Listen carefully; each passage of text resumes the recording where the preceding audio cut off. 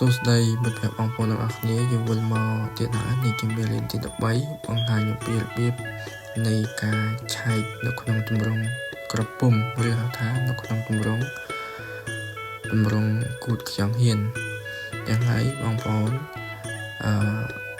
ក្នុងមេរៀននេះយើងឆែកពីរដងដើម្បីឲ្យយើងឆែកបានស្អាតដូចជាក្នុងមេរៀនទី12យើងមានបានប្រាប់ហើយមានន័យថាយើងត្រូវតែ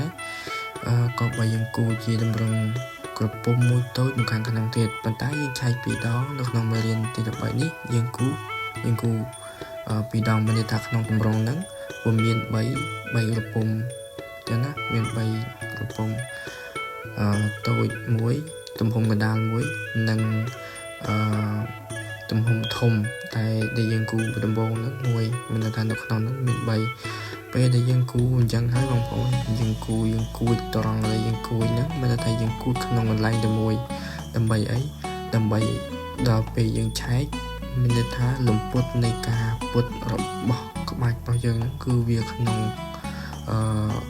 នៅក្នុងទម្រង់តែមួយវាកោងពុតដូចគ្នាតែមួយដល់ពេលអញ្ចឹងទៅមើលទៅក្បាច់របស់យើងវារលាស់វារស់វាមិនឆ្កាងគ្នាមានន័យថាវាមិនច្រាស់គ្នាហ្នឹងហើយវាពុតពេលទៅតាមគ្នាអញ្ចឹងហើយក្បាច់របស់យើងវាស្អាត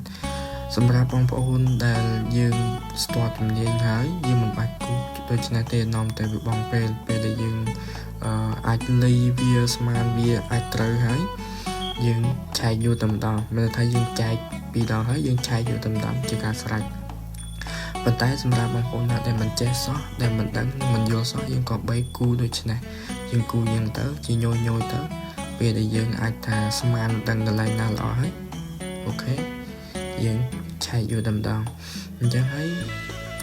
មេរៀនទី13យើងមានតែប៉ុណ្្នឹងឯងអញ្ចឹងហើយអរគុណបងប្អូនទាំងអស់គ្នាដែលបានចូលទស្សនាហើយនៅខាងចុងវីដេអូយើងមានបង្ហាញអំពីទម្រង់ក្រពុំនេះដែលបានឆែកទី2ឬក៏ឆែក1អញ្ចឹងទៅ